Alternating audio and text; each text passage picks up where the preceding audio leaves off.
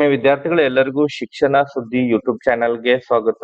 ಈ ಒಂದು ವಿಡಿಯೋದಲ್ಲಿ ಆದರ್ಶ ವಿದ್ಯಾಲಯ ಪ್ರಿಪರೇಷನ್ ಗಾಗಿ ವಿಡಿಯೋಗಳನ್ನ ಈಗಾಗಲೇ ನಾವು ಮಾಡ್ತಾ ಇದ್ದೇವೆ.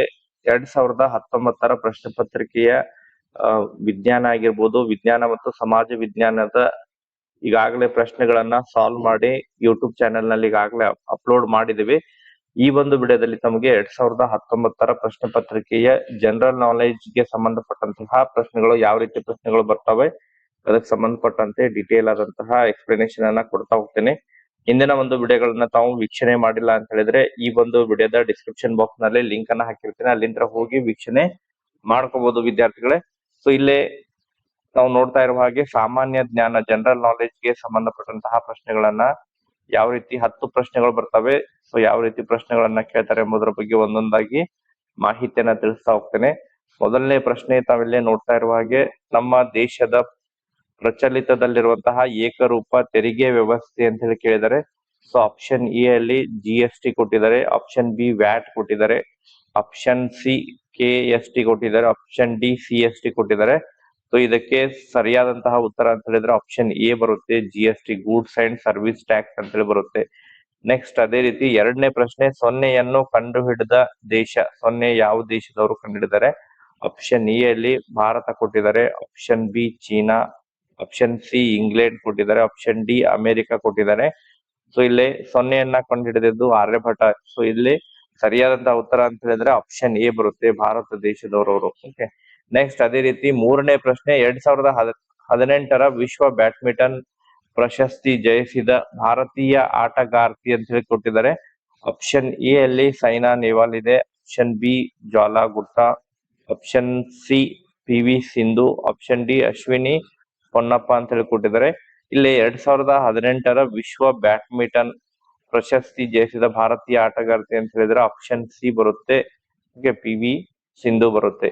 ನೆಕ್ಸ್ಟ್ ಅದೇ ರೀತಿ ನಾಲ್ಕನೇ ಪ್ರಶ್ನೆಯಲ್ಲಿ ಪರಮವೀರ ಚಕ್ರ ಪ್ರಶಸ್ತಿಯನ್ನು ನೀಡುವುದು ಯಾರಿಗೆ? ಪರಮವೀರ ಚಕ್ರ ಪ್ರಶಸ್ತಿಯನ್ನು ನೀಡುವುದು ಆಪ್ಷನ್ ಎ ಅಲ್ಲಿ ಏನು ಕೊಟ್ಟಿದ್ದಾರೆ? ಕಲಾವಿದರಿಗೆ ಅಂತ ಹೇಳಿ ಕೊಟ್ಟಿದ್ದಾರೆ, ಆಪ್ಷನ್ ಬಿ ಕ್ರೀಡಾಪಟುಗಳಿಗೆ, ಆಪ್ಷನ್ ಸಿ ಶಿಕ್ಷಕರಿಗೆ, ಆಪ್ಷನ್ ಡಿ ಸೈನಿಕರಿಗೆ ಅಂತ ಹೇಳಿ ಕೊಟ್ಟಿದ್ದಾರೆ.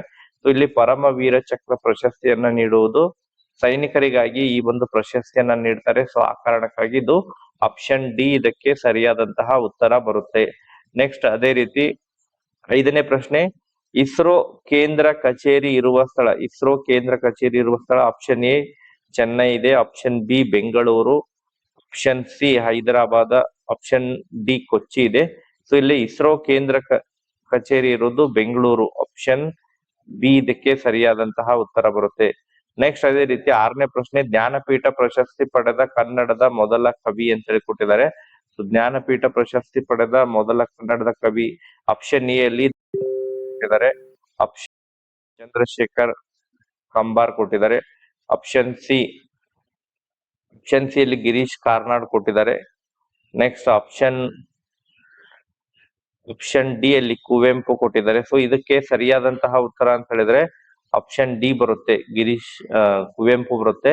ನೆಕ್ಸ್ಟ್ ಅದೇ ರೀತಿ ಏಳನೇ ಪ್ರಶ್ನೆ, ಬೆಂಗಳೂರು ಅಂತಾರಾಷ್ಟ್ರೀಯ ವಿಮಾನ ನಿಲ್ದಾಣದ ಹೆಸರು, ಬೆಂಗಳೂರು ಅಂತಾರಾಷ್ಟ್ರೀಯ ವಿಮಾನ ನಿಲ್ದಾಣದ ಹೆಸರು ಆಪ್ಷನ್ ಎ ಅಲ್ಲಿ ಇಂದಿರಾ ಗಾಂಧಿ ಅಂತಾರಾಷ್ಟ್ರೀಯ ವಿಮಾನ ನಿಲ್ದಾಣ ಅಂತ ಹೇಳಿ ಕೊಟ್ಟಿದ್ದಾರೆ.